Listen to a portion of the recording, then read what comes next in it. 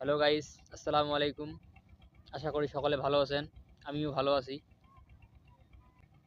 আমি কিন্তু কোনোদিনও ফেসবুকের মধ্যে কথা বলি নাই, এটাই প্রথম। ভুল ত্রুটি হলে সকলে মাফ করে দিবেন। আর দয়া করি কেউ কমেন্ট বক্সে গালিগালাজ করবেন না। আজ আমি একটা দুঃখের বিষয় শেয়ার করতে আসছি, দুঃখের কথা। সেটা হচ্ছে আধমন ধান চুরি করি 50 GB এমবি তুলছিলাম, যে বাড়ির মধ্যে অনেক দিন আসি, ফেসবুক চালাবো, একটু সময় কাটবে আর কি। কিন্তু আপনাদের কার ফোনে কীরকম আমি জানি না, আমার ফোনের মধ্যে ডাটা অন করলেই এই যে কিসের, এই যে থটস অফ বিল্লাল আর ওই নাসা ভাই বিনোদন, এই দুজনের কাহিনী সবসময় আসে।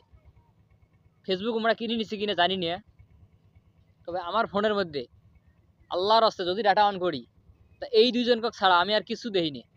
দেশের মধ্যে যদি ভূমিকম্প হয়, ভূমিকম্প হওয়ার একদিন পর আমি জানি যে দেশের মধ্যে ভূমিকম্প হয়েছে। এটা বাস্তব ঘটনা।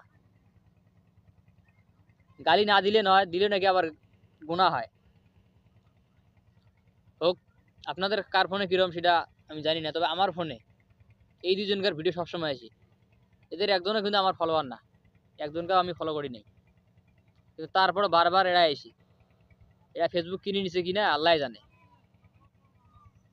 আমার এই যে আদমন ধান চুরি করে এমবি তোলা 50 GB ফাও পুড়িয়ে মার্ডার। ভালো দেখবেন, ধন্যবাদ।